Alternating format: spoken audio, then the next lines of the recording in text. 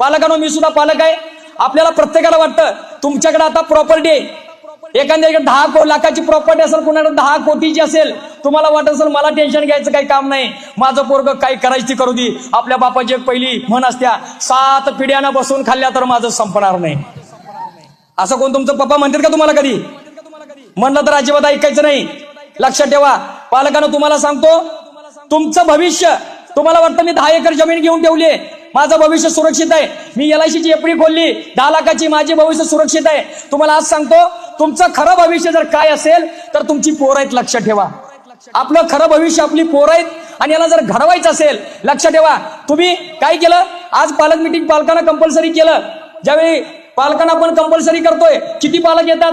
मी प्रत्येक शाळेमध्ये बघतो पालक येत नाहीत. पालकांना वाटतं मी राबतोय, माझ्या पोराला शाळेत पाठवतोय, या ठिकाणी आलं, माझ्या पोराला शाळेत सोडलं, शाळेची फी भरली, माझी जबाबदारी संपली.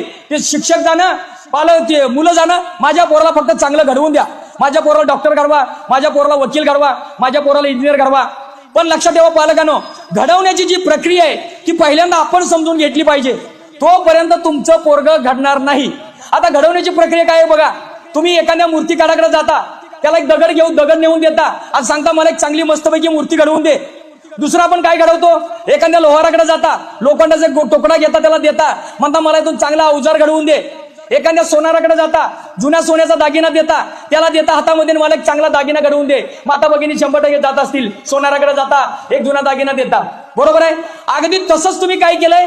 ह्या पोरग्याला तुमच्या मातीच्या गोळ्याला, लोखंडाच्या गोळ्याला, कच्च्या सोन्याला या शाळेमध्ये आणलंय. इथे एक मूर्तिकार आहे ज्याला शिक्षक म्हणतात, त्याच्या ताब्यामध्ये तुम्ही त्याला दिलं आणि त्यांना सांगितलं मला यातून एक डॉक्टर घडवून द्या, इंजिनियर घडवून द्या, वकील घडवून द्या, चांगला पोरगा घडवून द्या. तुम्ही त्यांच्याजवळ आणून सोडलं. बरोबर आहे? इथपर्यंत ठीक आहे? तुम्हाला प्रत्येकाला वाटतंय माझं पोरगं काहीतरी चांगलं घडावं आणि घडवायचं काम शिक्षकांनी करावं. लक्षात ठेवा ती घडवण्याची